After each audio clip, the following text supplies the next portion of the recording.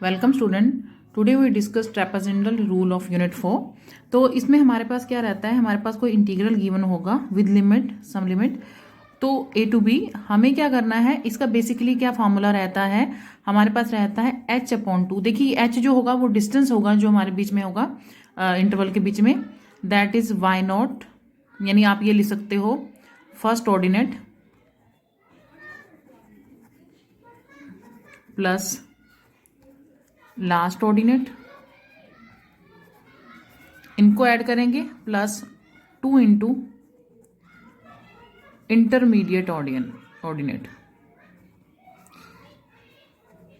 मतलब फर्स्ट हमारे पास जो भी हम वैल्यू निकालेंगे y की यानी कि फंक्शन की, उसका जो फर्स्ट ऑर्डिनेट होगा और प्लस में क्या आएगा लास्ट ऑर्डिनेट होगा और प्लस में 2 इंटू इंटरमीडिएट ऑर्डिनेट। अगर मैं इसको सिंबॉलिकली लिखती हूँ दैट इज y0, क्योंकि हम जहां भी ऑर्डिनेट शुरू करेंगे तो y0 से करेंगे, y0 प्लस yn 2 इंटू क्या हो जाएगा y1 y2 एंड yn-1, क्योंकि yn तो हम यहाँ यूज कर चुके हैं।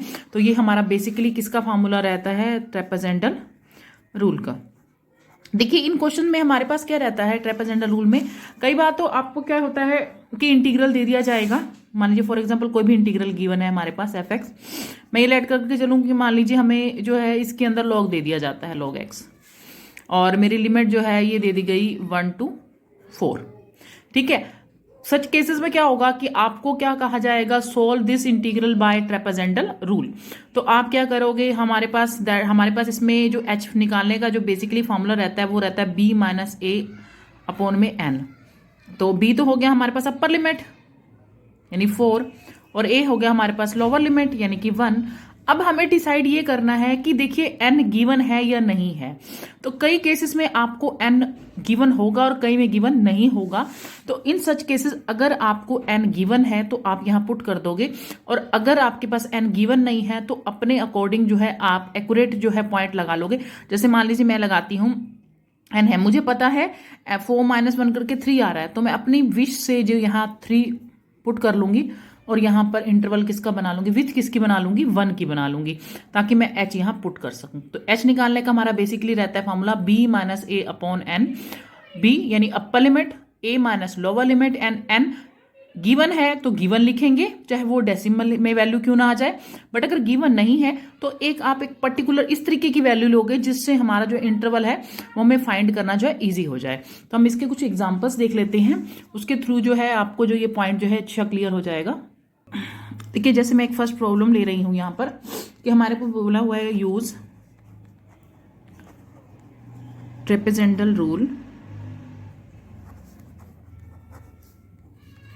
Solve integral 0 to 1 x³ into 5 सब इंटरवल।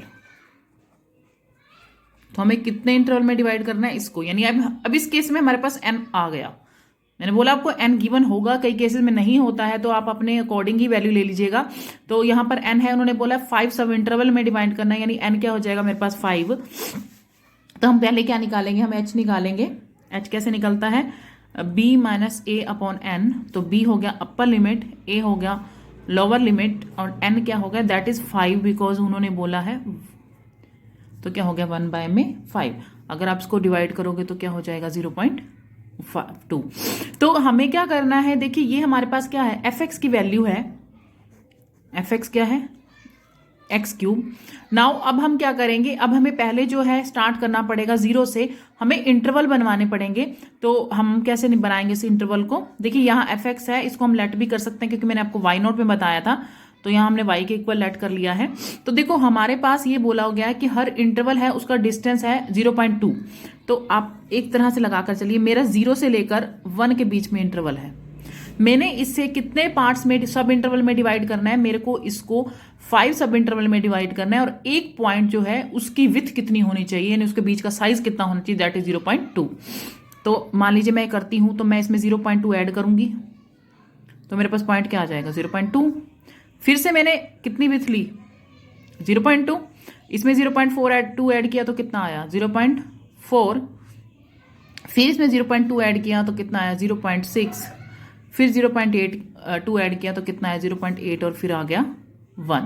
तो मैंने क्या किया है, हर बार इंटरवल में कितना ऐड किया 0.2। तो देखिए हमने 0 से स्टार्ट किया था, अगली बार में 0.1 आएगा, तो हमने कितने इंटरवल में डिवाइड हो गया, देखिए 1 2 3 4 5। देखो मैं एक चीज और बताना चाहूंगी, जब भी हम किसी भी इंटरवल को कितने भी, मान लीजिए मैंने इन्होंने बोला 5 सब इंटरवल में डिवाइड करना है, तो नंबर ऑफ जो लाइंस हैं अगर हमने 5 में डिवाइड करना है तो नंबर ऑफ लाइन हमें 6 लेनी पड़ेगी, यानी कि x0 x1 x2 x3 x4 and x5। तो यानी कि हमारे पास 6 पॉइंट हो गए ना, 1 2 3 4 5 6। यानी कि मुझे इंटरवल तो लेने हैं 5, बट उसके लिए मैं अगर आपको इस तरह समझाना चाहूँ कि मेरे को मान लो 5 पार्ट्स में इसको डिवाइड करना है, 1 2 3 4 हो गए 5 पार्ट्स, तो 1 2 3 4 5 हो गए 5। उसके बाद मेरे को लाइंस कितनी लगानी पड़ी, 1 2 3 4 5 6। मुझे एक्स्ट्रा लाइन लगानी पड़ी क्योंकि मुझे इन्होंने ये नहीं बोला है कि 6 में, उन्होंने बोला 5 इंटरवल चाहिए हमें, तो उसके लिए हमें क्या लेना पड़ेगा, तो मैंने क्या लिया, लेट इसको x0 कंसीडर कर लिया, वो आ गया हमारे पास 0। x1 मैंने क्या किया, क्योंकि इंटरवल 0.2 का था, x2 हो गया, फिर से विथ इतनी ऐड कर दिया, ये आ गया x3 दैट इज 0.6, x4 0.8 और x5 दैट इज 1। तो अब हमारे पास ये तो वैल्यू थी x0 x1 x2 x3 x4 और x5 की, बट हमें जो है बाय ट्रेपेजेंडल रूल हमें किसकी वैल्यू चाहिए, y0 वगैरह की। तो हम क्या करेंगे, then corresponding to x0 x1 x2 x3 x4 and x5 we will find, हम क्या फाइंड करेंगे, y0 y1 y2 y3 y4 and y5। तो हम इसको फाइंड आउट करेंगे। तो देखो इसको कैसे फाइंड आउट करते हैं हम, तो हमारे पास है y0, हमें पहले किसको फाइंड करना है, y0 को। तो हमारे पास y क्या था, fx था, वैल्यू क्या थी हमारे पास x का क्यूब। तो मुझे y0 है, मतलब मेरे को क्या करनी है इस टाइम, इसकी वैल्यू कितनी पुट करनी है यहाँ पर x की जगह पर। y0 कैसे निकलेगा, अगर मैं x की जगह पर, पहली मेरी x0 की वैल्यू कितनी थी, दैट इज 0, तो मैंने 0 का क्या कर दिया क्यूब, तो मेरे पास इसकी वैल्यू कितनी आ गई 0। y1 के लिए मैं सेकंड पॉइंट देखिए मैं यहाँ पे लिख देती हूँ, put x0 is equal to क्या हो जाएगा हमारे पास, मैंने 0 पुट किया x की जगह पर, फिर मैंने क्या किया, put x is equal to, second point x0 का पॉइंट क्या था मेरे पास, अगर मैं इसको वो कर देती हूँ थोड़ा डिटेल में, y इज इक्वल टू देखिए हमारे पास है fx x0।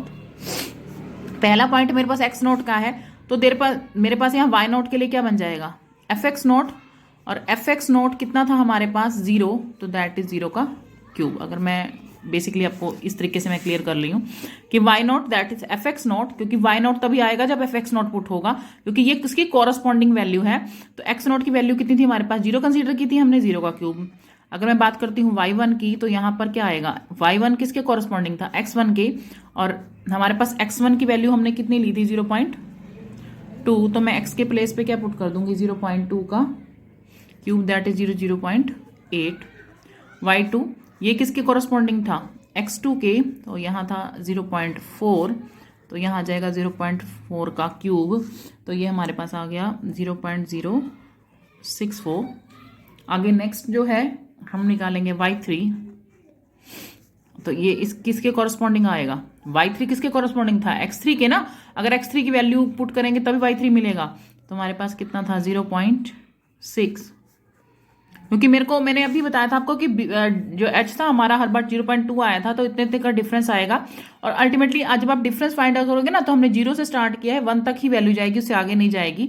तो हमारे पास आ गया that is 0.126 y4 fx4 that is 0.8, तो 0.8 का क्यूब, क्योंकि हमारे पास फंक्शन क्या था x क्यूब, तो ये आ गया 0.512 y5 fx5 1 दैट इज 1, तो ये कितना हो गया 1। तो देखिए ये हमारे पास वैल्यू किसकी आ गई, हमने जो ये फाइंड किया था। नाउ अब देखिए हमारे पास ये वैल्यू मैंने फाइंड आउट कर ली है, उसके बाद हम क्या यूज करेंगे, बाय ट्रेपेजेंडल रूल। तो मैंने क्या अप्लाई करना है, ट्रेपेजेंडल रूल। तो वो क्या कहता है कि इंटीग्रल a टू b यहाँ कितना था 0 to 4, तो 0 to 4 कर दीजिए। एफ एक्स, ठीक है, उसकी वैल्यू हमारे पास क्या होती है h/2 वाई नॉट प्लस, देखिए वहां तो वाई एन, जर्नल में तो हमने क्या लिखा था कि वाई एन था, लेकिन यहां पर हमारे पास लास्ट पॉइंट क्या निकला है 5, तो हम यहाँ पे क्या लिख देंगे 5, क्योंकि फर्स्ट एंड लास्ट बोला था मैंने आपको, और 2 इंटू रिमेनिंग यानी इंटरमीडिएट था, यानी कि इंटरमीडिएट में क्या बनेगा y1 y2 y3 y4, y1 y2 y3 y4।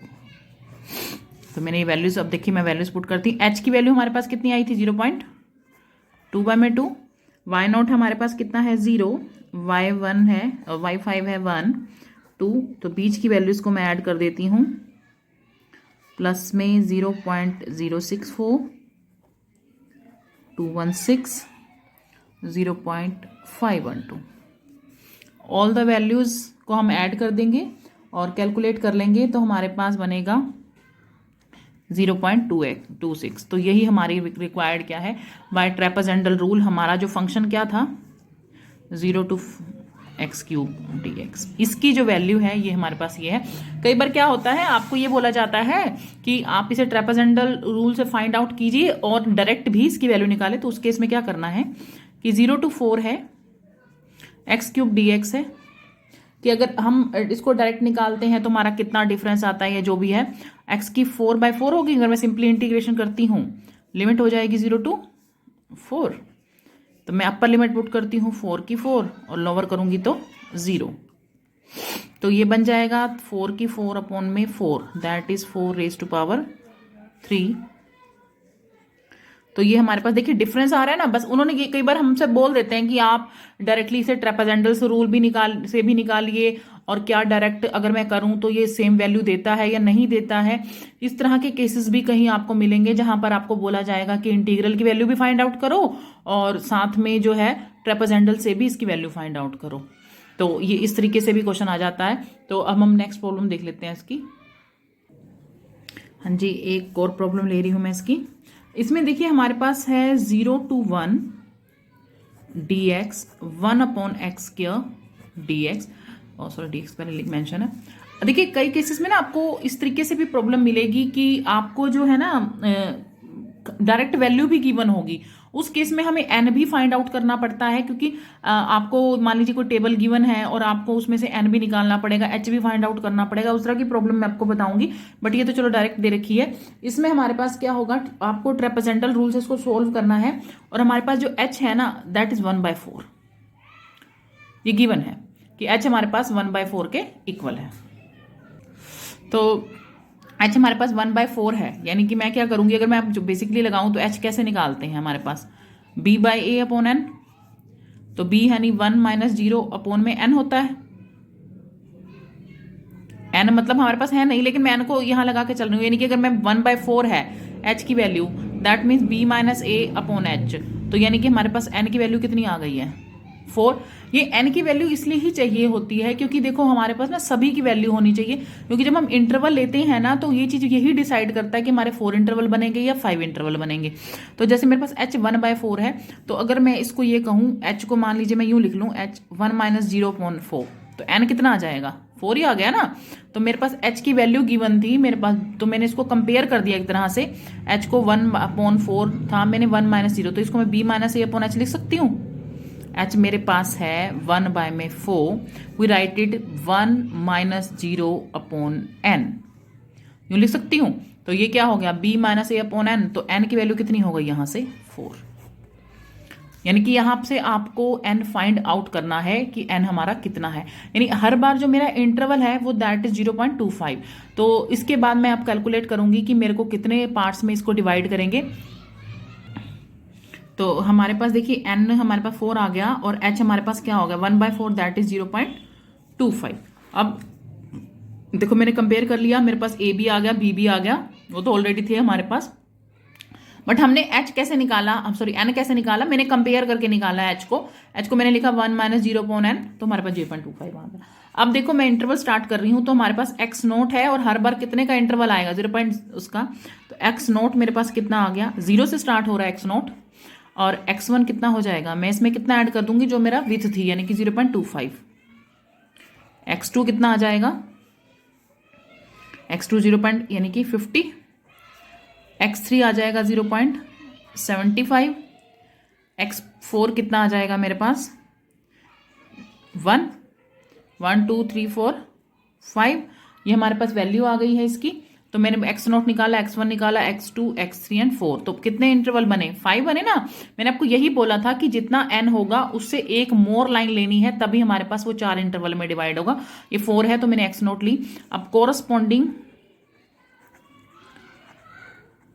To x0, x1, x2, x3 and x4 we will find, हमें इनके कॉरस्पॉन्डिंग किसकी वैल्यू फाइंड करनी पड़ेगी, y0 की, y1 की, y2, y3 एंड y4 की। ठीक है, तो हमारे पास देखिए fx दैट इज y, ये किसके इक्वल है 1/1 प्लस एक्स स्क्वायर के, जो गिवन फंक्शन होता है हमारे पास, उसके इक्वल है। तो मुझे फर्स्टली निकालना है क्या, y0 निकालना है that is corresponding to x0, और मैं x0 मेरे पास 0 था तो मैं यहाँ पर क्या पुट कर दूंगी 1 + 0 दैट इज 1। नाउ हमें कितना निकालना है y1, तो y1 किसके कॉरस्पॉन्डिंग था, x1 के कॉरस्पॉन्डिंग था, यही बोला है ना x0 वी विल फाइंड, यानी कि हमारे पास रिस्पेक्टिवली दैट्स मीन ये इसके कॉरस्पॉन्डिंग है, ये इसके कॉरस्पॉन्डिंग है, x2 से y2 निकलेगा, x3 से y3 निकलेगा और x4 से y4 निकलेगा।